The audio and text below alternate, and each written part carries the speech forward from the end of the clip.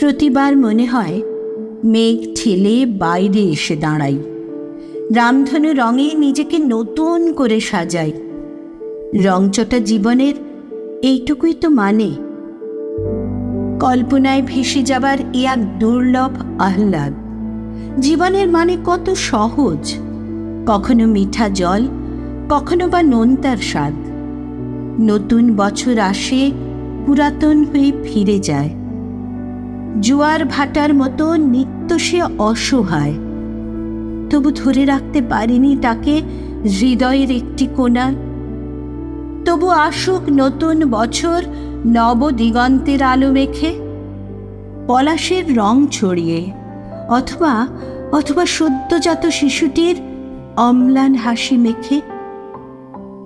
মানুষ আশাবাদী।